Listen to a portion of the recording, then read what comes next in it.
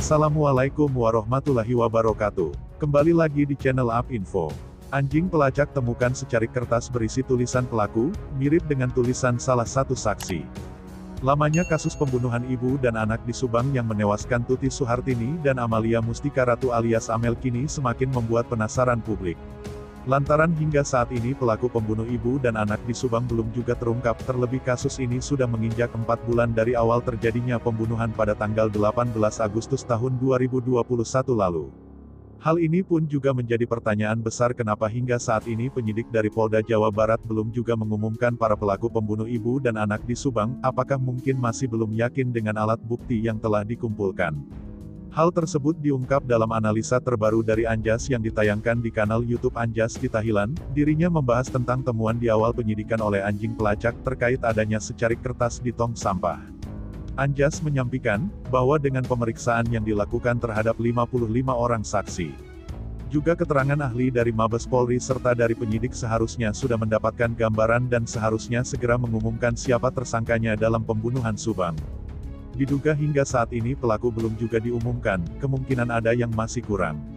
Anjas menganalisa hal tersebut dengan menghubungkan apa yang ditemukan oleh anjing pelacak, yaitu soal secarik kertas di tong sampah. Dilansir dari Des Jabar dalam update kasus Subang, yang terlupakan secarik kertas temuan anjing pelacak ternyata berisi denah arahan pelaku.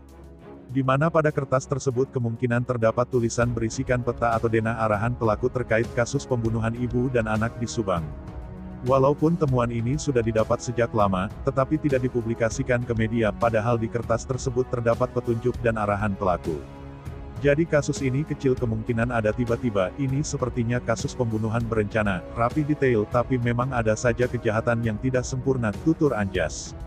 Menurut Anjas, memang benar dugaan dalam kasus pembunuhan ibu dan anak di Subang penyidik menemukan bentuk gambar dan juga tulisan yang terbuang di lokasi sekitar TKP dan berhasil dicium oleh anjing pelacak yang dibawa polisi saat melakukan penyelidikan. Di mana dari temuan ini memang dianalisa oleh penyidik, penelitian itu bukan tentang tulisan tangannya, namun juga mengenai identifikasi gambar serta tulisan. Ini mirip dengan tulisan siapa gama bertulisan bisa, bagaimana secara ilmiah untuk melihat misalnya ada tanda tangan palsu. Lalu kemudian dianalisa dengan menggunakan ilmu grafologi di mana nantinya bisa terdeteksi dan hasilnya identik.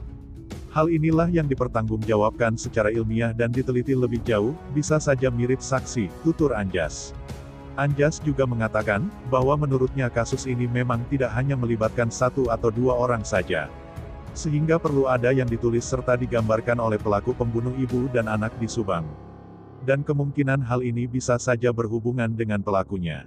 Temuan secarik kertas oleh anjing pelacak ini juga diteliti oleh penyidik serta ditindaklanjuti dengan memeriksa para saksi kasus pembunuhan Subang dengan menyuruh mereka untuk menulis sendiri soal kasus pembunuhan.